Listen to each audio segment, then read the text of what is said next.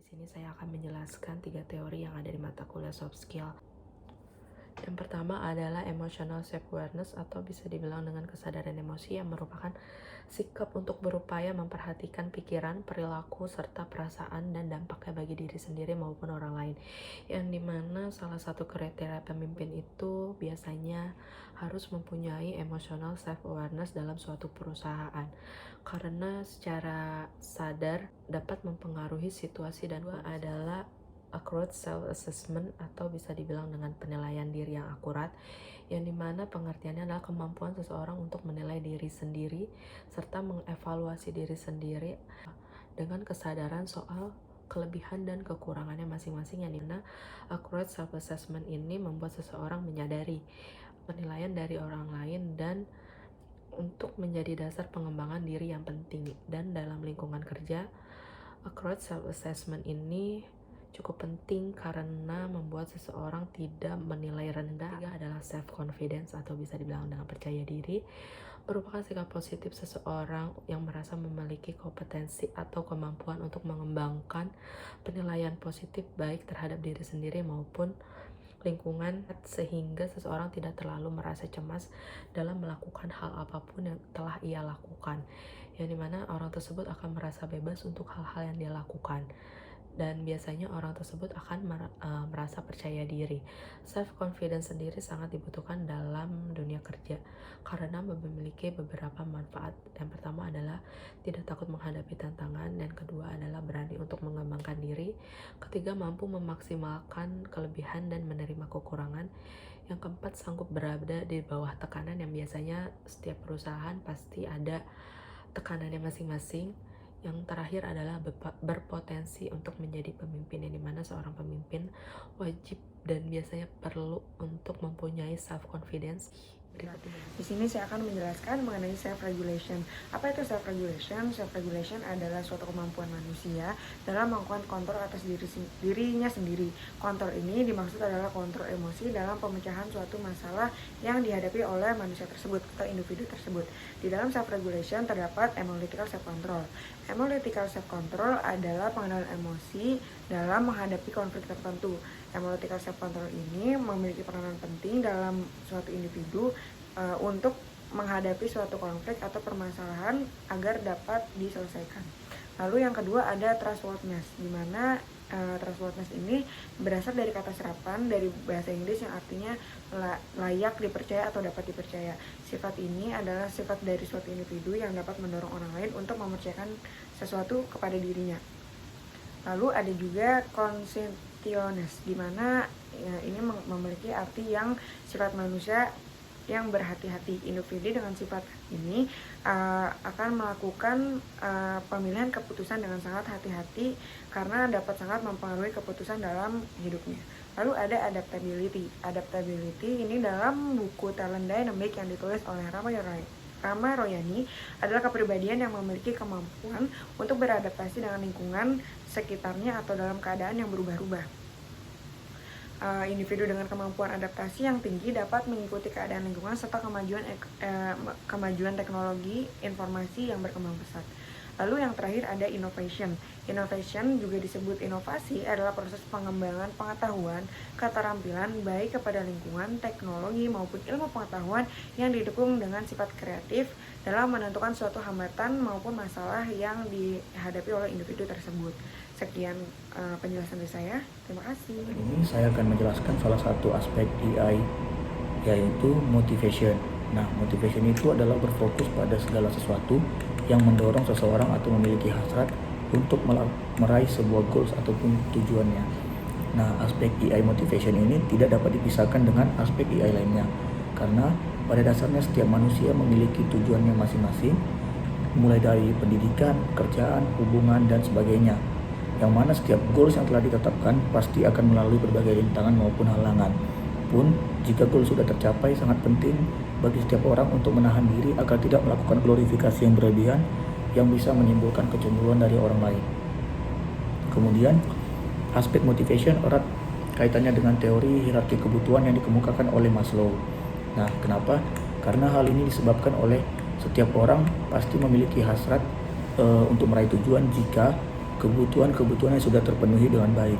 Kendati begitu juga dengan para karyawan. Para karyawan akan dapat berfokus bekerja dengan baik, membantu perusahaan meraih goals jika kebutuhan karyawan tersebut sudah dipenuhi oleh perusahaan. Teori hierarki kebutuhan disebut hierarki karena untuk lanjut ke memenuhi kebutuhan selanjutnya harus melewati kebutuhan-kebutuhan sesuai tingkatannya. Adapun teori hierarki kebutuhan terdiri dari 5 tingkatan. Yang pertama adalah kebutuhan fisiologis. Kebutuhan fisiologis ini mencakup kebutuhan dasar seperti sandang, pangan, papan. Nah, perusahaan dapat membantu pemenuhannya melalui pemberian gaji atau insentif yang sepadan, sehingga karyawan dapat memenuhi kebutuhannya dengan baik.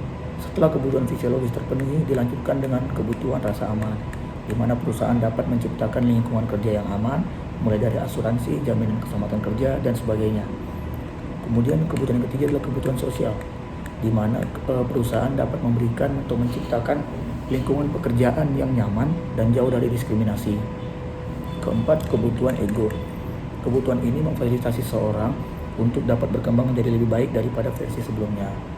Nah, hal ini dapat diwujudkan dalam dunia pekerjaan dengan persaingan yang sehat.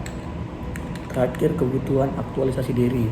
Kebutuhan ini dipenuhi jika 4 kebutuhan lainnya sudah terpenuhi.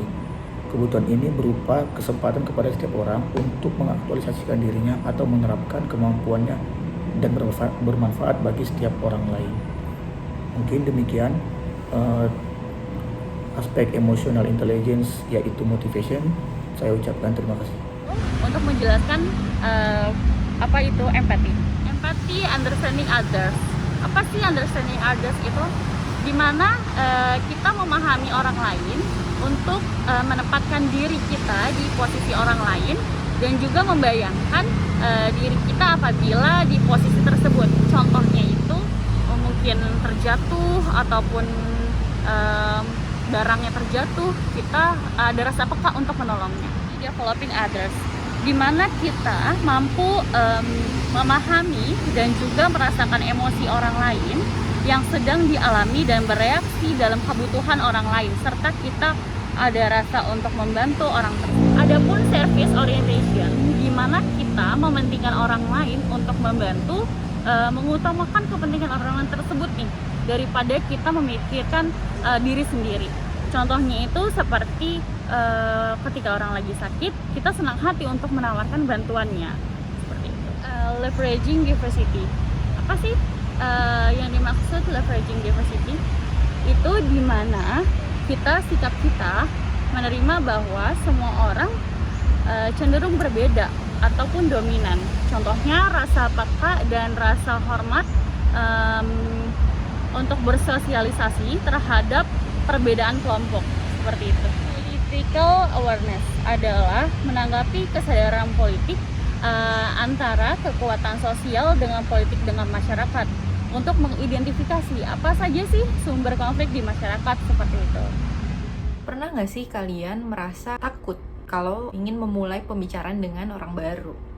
Atau kalian suka bingung kalau lagi ngumpul rame-rame atau nongkrong gitu, bingung mau ngomong apa, dan akhirnya malah jadi diam dan ya udah jadi ngikut aja gitu. Atau mungkin kalian pernah nyoba mulai pembicaraan, ikut nimbrung, tapi situasinya malah jadi canggung, malah jadi awkward gitu. Nah, dari masalah-masalah ini balik lagi akhirnya mungkin kebanyakan orang juga malah menjadi memilih untuk diam, atau yang lebih parahnya lagi ya milih untuk bener-bener nggak ikut nongkrong aja gitu karena merasa nggak nyaman pada saat di tengah-tengah banyak orang gitu. Nah, ini semua tuh apa sih gitu? Ini semua adalah ciri-ciri kalau kalian itu nggak mempunyai keterampilan sosial yang baik.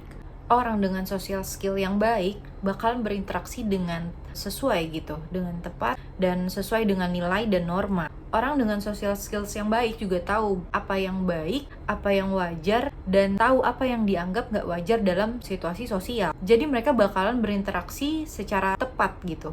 Saat kita berinteraksi dan berkomunikasi dengan orang lain, social skill ini sebenarnya bakalan mencegah kesalahpahaman, bakalan mencegah adanya konflik, dan juga bakalan mencegah hal yang tidak diinginkan dalam situasi sosial. Nah, jadi kalau misalnya social skill kita bagus, kita bakalan tahu nih ekspresi apa yang harus kita keluarin. kapan kita harus ngeluarin ekspresi itu, kapan kita harus berinteraksi kayak gini, kayak gitu, dan kita jadi tahu apa yang harus kita omongin dan gimana kita harus ngomongin itu pada saat kita di tengah-tengah orang-orang lain itu. Nah, terus kenapa sih kita sebaiknya meningkatkan keterampilan sosial kita? Social skill yang tinggi itu sebenarnya banyak banget manfaatnya. Pertama, social skills itu bisa bantu kita untuk berinteraksi dengan orang lain dan juga berperan dalam membangun dan menjaga hubungan dengan orang lain. Nah, kita juga bisa jadi pendengar yang baik dan terhubung secara emosional dengan orang lain. Akibatnya hubungan dengan orang lain bisa jadi lebih dalam dan juga lebih berkualitas. Nah, hubungan yang berkualitas ini bisa ngebantu kita untuk menghadapi stres. Kenapa? Karena support system itu lahir dari hubungan yang berkualitas. Orang yang punya support system yang baik itu bakalan lebih mudah untuk bangkit dari stres dan bakalan lebih mudah bangkit dari masalah-masalah yang dia hadapi. Itu tadi yang pertama. Yang kedua, hubungan yang berkualitas dengan orang lain juga bisa mendukung kesehatan fisik kita. Penelitian menunjukkan kalau hubungan yang berkualitas itu dapat berdampak kepada usia yang lebih panjang dan juga dapat mempercepat proses pemulihan dari cedera ataupun dari penyakit. Nah, yang ketiga adalah memperbesar peluang sukses di karir. Keterampilan sosial yang perlu dimiliki oleh pekerja atau karyawan itu adalah komunikasi yang efektif. Maksudnya berkomunikasi dengan efektif di sini adalah kita bisa mengutarakan ide-ide yang kita miliki dengan meyakinkan dan kita mau mendengarkan rekan kerja kita. Nah, kalau kita bisa berkomunikasi secara efektif di tempat kerja kita, pasti akan jadi tim player yang baik dan akhirnya performa pun jadi lebih bagus gitu. Hasil kerja kita juga jadi sesuai dengan apa yang diinginkan klien atau atasan kita gitu. Nah, hal ini bakalan bikin kita lebih cepat dapat promosi atau at least bakalan dapat apresiasi dari tempat kerja kita. Nah, jadi itu tadi adalah berbagai manfaat dari mengembangkan keterampilan sosial atau social skill. Jadi, sekarang tinggal gimana nih caranya kita bisa terbuka dengan orang lain dan gimana nih caranya biar kita bisa mengasah social skill kita. Yang pertama ini sederhana banget.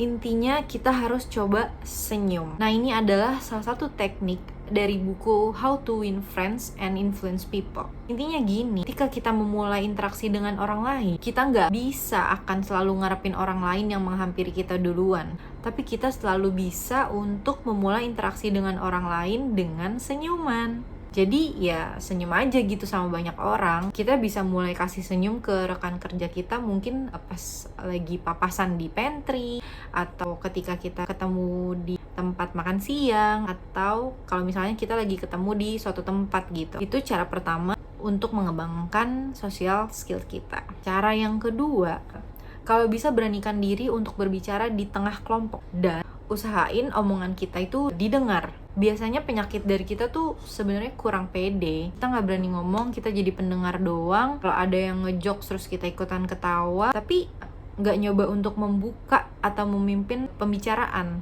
Nah, mulai sekarang ketika lagi ngumpul-ngumpul, misal lagi meeting atau kumpul sama keluarga atau kumpul sama teman-teman, kita harus coba untuk nggak cuma jadi pendengar. Supaya apa? Supaya ini jadi latihan kita gitu. Cobain aja gitu terus-menerus, go with the flow sama percakapannya. Nanti pas ada momen dimana kita pengen menyampaikan sesuatu secara spontan, nah disinilah kita harus ngomong. Ketika ini terjadi, ketika kita udah nyampe di momen ini, please jangan ragu-ragu untuk ngomong dan usahain omongan kita itu kedengeran sama lawan bicara kita. Dan cobalah untuk pede. Kalian bisa praktekin ini pertama kali di temen tongkrongan sampai nanti mungkin kalian bisa praktekin ketika di situasi di lingkungan kerja, lingkungan kuliah. Oke, yang ketiga ini kalian bisa belajar untuk mengutarakan ketidaksetujuan kalian. Tapi ingat kalau harus melakukan ini dengan cara yang konstruktif gitu. Usahakan untuk nggak menyinggung perasaan orang lain. Sebenarnya cara ketiga ini berkaitan banget dengan salah satu kemampuan komunikasi, yaitu komunikasi asertif. Itu adalah keberanian untuk bilang dengan lugas dan tetap sopan bahwa kalian itu misalnya keberatan, singgung, kecewa, atau mungkin marah kepada orang lain. Jadi kalau ada ketidaksetujuan sama teman kalian atau rekan kerja kalian, usahain untuk bilang aja, jangan jadi nggak enakan atau people pleaser gitu bahasanya ya.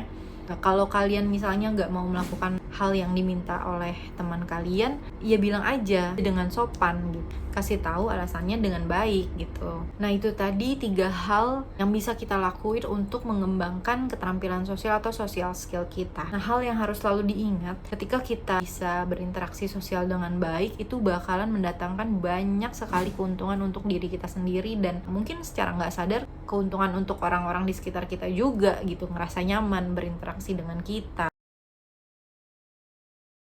Oh iya, gue mau chat Sarah, mau kirim undangan. Sarah, bulan depan aku married. Jadi bridesmaid aku ya, please. Mau kan?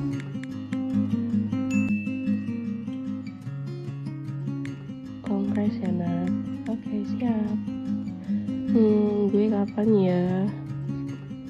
Tapi gue happy-happy aja kok. Harus bersyukur sama apa yang gue punya sekarang. Kebahagiaan kan gak cuma dapat dari status hubungan doang lah. Setiap orang kan punya timeline-nya masing-masing.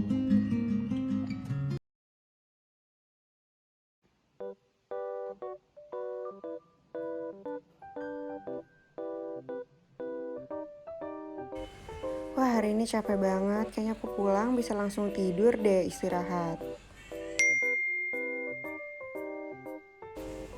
Wah, baru aja bilang pengen langsung istirahat, tapi udah dapat kerjaan tambahan. Duh, capek banget lagi hari ini. Tapi nggak apa-apa, aku pasti bisa. Cepet pulang dan langsung kerjain, oke? Oke, aku bawa enjoy aja deh. Motivasi adalah segala sesuatu yang menjadi pendorong seseorang dalam meraih tujuannya. Sama seperti berolahraga, kita termotivasi untuk menjalani pola hidup yang sehat. Namun, hal itu tidak mudah karena ada rasa lelah dan malas yang harus kita lawan. Tetapi, jika kita mampu menjalani pola hidup yang sehat, maka kita dapat menjalani kehidupan sehari-hari dengan baik. Aduh, kok kepala makin kesini makin sakit aja ya. Mana batuk sama pilek kelar-kelar ya kemarin. Gimana ya kabar Nadia? Tanya aja deh, kamu masih sakit Nat? Aku bawain makan ya. Wah, kayaknya si Sarah mau nganterin makanan deh.